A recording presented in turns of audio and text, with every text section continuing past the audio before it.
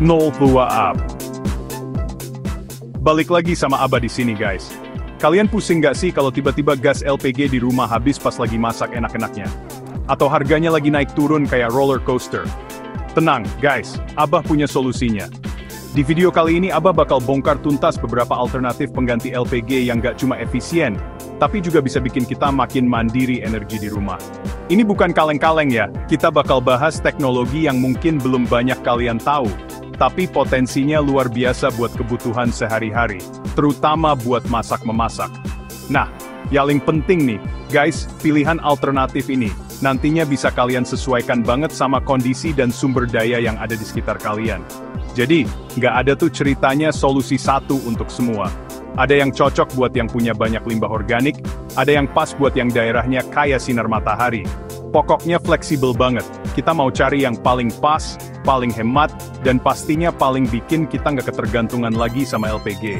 Abah pengen kita semua jadi lebih pintar dan kreatif dalam memanfaatkan apa yang ada di sekitar kita. Jadi, siap-siap ya guys, siapin catatan kalian, karena Abah bakal kasih info daging semua, dari A sampai Z, tentang cara-cara keren ini. Kita bakal kupas tuntas kelebihan dan kekurangannya, biar kalian bisa milih mana yang paling gua banget. Jangan sampai ketinggalan satu detik pun, karena ini bakal jadi game changer buat dapur dan dompet kalian. Pastikan kalian tonton sampai habis, karena di akhir video Abah juga bakal kasih kesimpulan mana yang paling oke menurut Abah. Langsung aja kita gaskun. Oke guys, yang pertama dan menurut Abah ini paling revolusioner adalah biogas dari limbah organik. Bayangin aja, sampah dapur kalian sisa makanan kotoran ternak atau bahkan eceng gondok bisa jadi bahan bakar buat masak. Gokil nggak tuh? Cara kerjanya sebenarnya simple banget guys. Limbah organik ini kita masukin ke dalam sebuah wadah kedap udara yang namanya digester. Nah, di dalam digester ini, bakteri-bakteri bakal bekerja menguraikan limbah tadi, tanpa oksigen. Prosesnya disebut fermentasi anaerobik. Hasil dari proses ini adalah gas metana yang punya sifat mudah terbakar, persis kayak gas LPG. Selain gas, ada juga produk sampingannya berupa pupuk organik cair dan padat yang super subur buat tanaman. Jadi, ini bener-bener zero waste guys, semua termanfaatkan. Kelebihannya apa aja bah? Banyak banget. Pertama, jelas ramah lingkungan, karena mengurangi sampah organik yang biasanya cuma numpuk dan jadi masalah. Kedua, kita bisa produksi bahan bakar sendiri, jadi nggak pusing lagi mikirin harga LPG naik atau langka. Ketiga, dapat pupuk gratis buat berkebun. Tapi, ada juga kekurangannya guys. Bikin instalasi biogas sederhana memang butuh tempat yang cukup dan investasi awal meskipun untuk jangka panjangnya bakal hemat banget. Selain itu, produksinya juga tergantung sama ketersediaan bahan baku limbah organik secara kontinu. Kalau limbahnya sedikit, ya gas yang dihasilkan juga nggak banyak. Tapi buat yang punya peternakan kecil atau sisa makanan rumah tangga yang lumayan, ini sih solusi juara. Langkah praktisnya, kalian bisa mulai dari skala kecil dulu, banyak kok tutorial bikin digester mini dari drum bekas. Yang penting niat dan mau belajar, asyap. Selanjutnya, buat kalian yang tinggal di daerah tropis kayak Indonesia yang mataharinya melimpah ruah, ada solusi keren nih, kompor listrik tenaga surya. Mantap jiwa kan? Jadi, kita nggak cuma bisa jemur ikan asin pakai matahari, tapi juga bisa buat masak nasi goreng guys. Cara kerjanya gimana bah? Gampang banget, kita butuh panel surya untuk menangkap energi matahari, lalu energi ini diubah jadi listrik. Listrik inilah yang kemudian dipakai buat menyalakan kompor listrik khusus. Ada juga sih kompor surya yang modelnya parabola, jadi dia memfokuskan panas matahari langsung ke alat masak. Tapi yang kita bahas ini yang pakai panel surya dan jadi listrik dulu ya, biar lebih fleksibel penggunaannya. Kelebihannya sudah pasti energi gratis dari matahari guys, nggak perlu bayar tagihan listrik buat masak, asal mataharinya lagi bersinar terang. Ramah lingkungan juga, karena nggak menghasilkan emisi karbon sama sekali. Kompor listrik juga cenderung lebih aman karena nggak ada api terbuka. Tapi kekurangannya juga ada. Pertama, investasi awal buat beli panel surya dan peralatannya lumayan mahal guys.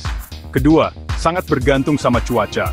Kalau lagi mendung berhari-hari atau malam hari, ya nggak bisa masak pakai tenaga surya murni. Kecuali kalian punya sistem baterai penyimpanan energi yang harganya juga nggak murah. Ketiga, daya masaknya mungkin nggak sebesar kompor gas konvensional, jadi butuh waktu sedikit lebih lama buat masakan tertentu.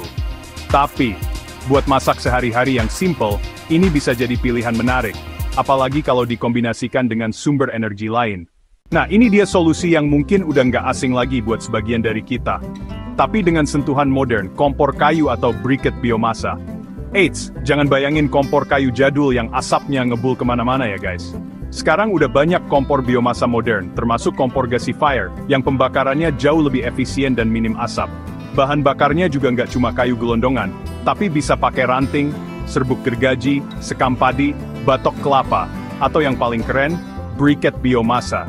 Briquette ini adalah pemadatan dari bahan-bahan organik kering tadi, jadi nilai kalori dan lama bakarnya lebih bagus. Ini benar-benar memanfaatkan apa yang ada di sekitar kita guys.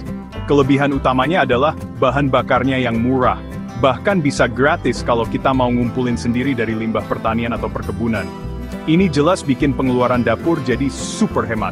Kompor biomasa modern juga relatif mudah dibuat atau dibeli dengan harga terjangkau. Cara bikin briquette biomasa juga nggak susah kok guys. Cukup bahan organik kering dicacah, dicampur perekat alami kayak tepung kanji, terus dicetak dan dikeringkan. Banyak tutorialnya di internet. Kekurangannya, ya masih ada sedikit asap meskipun minim, jadi butuh ventilasi yang baik. Terus, kita juga perlu nyiapin bahan bakarnya secara rutin, nggak sepraktis colok tabung gas. Tapi, buat kalian yang punya akses mudah ke biomasa, ini adalah pilihan yang sangat realistis dan ekonomis. Apalagi kalau pakai kompor gasifier, apinya bisa biru kayak LPG loh. Oke guys, alternatif berikutnya mungkin sering kalian lihat di restoran-restoran buat ngangetin makanan atau buat kegiatan outdoor, kompor etanol atau alkohol. Bahan bakarnya ini adalah etanol atau spiritus, yang merupakan jenis alkohol yang mudah terbakar dan menghasilkan api biru yang bersih. Kompornya sendiri biasanya simple banget, ukurannya kecil, portable, dan nggak ribet. Cocok banget buat kalian yang butuh kompor darurat, buat anak kos, atau buat dibawa camping. Cara kerjanya juga sederhana, tinggal tuang bahan bakarnya ke wadah di kompor.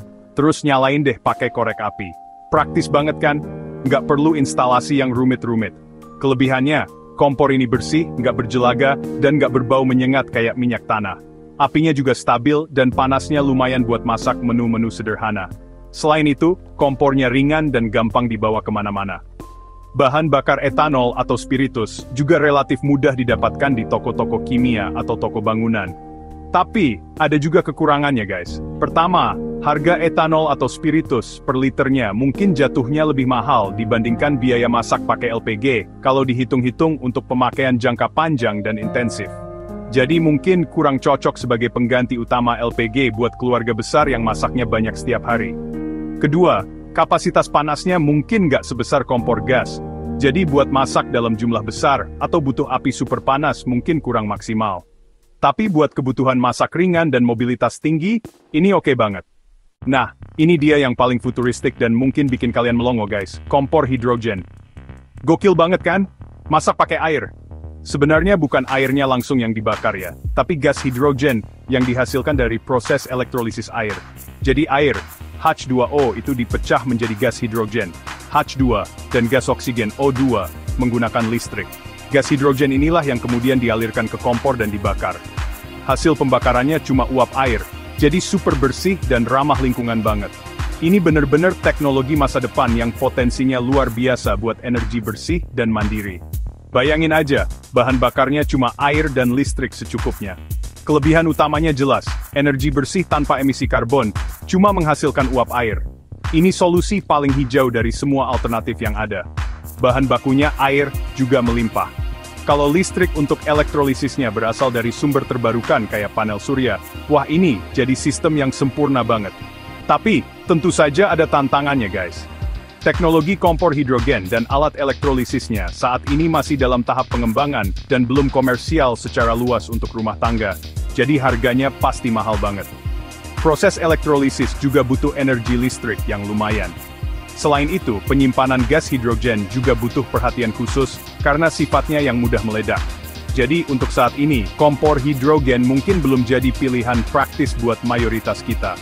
Tapi, ini penting banget buat kita tahu sebagai wawasan, karena siapa tahu beberapa tahun ke depan teknologi ini jadi makin terjangkau dan bisa kita nikmati. Keren banget pokoknya. Gimana guys? Mantap banget kan pilihan-pilihan pengganti LPG yang udah Abah jelasin tadi? Dari yang memanfaatkan sampah, sinar matahari, biomasa, alkohol, sampai air. Semuanya punya potensi buat bikin kita lebih hemat dan mandiri energi.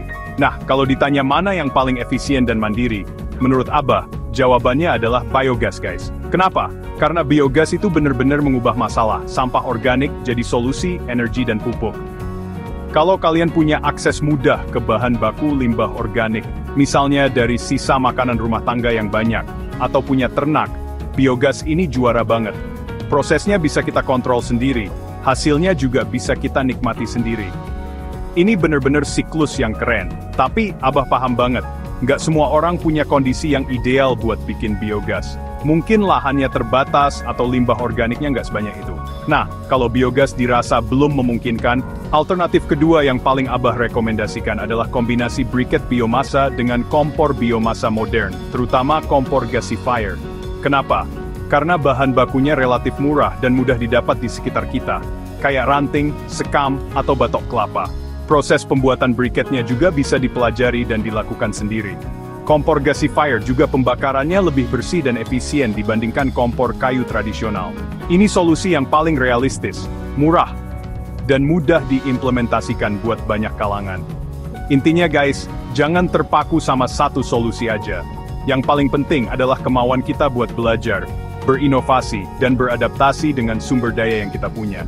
Semoga video ini bisa membuka wawasan kalian dan ngasih inspirasi buat mulai beralih ke energi alternatif yang lebih ramah lingkungan dan bikin kita makin mandiri.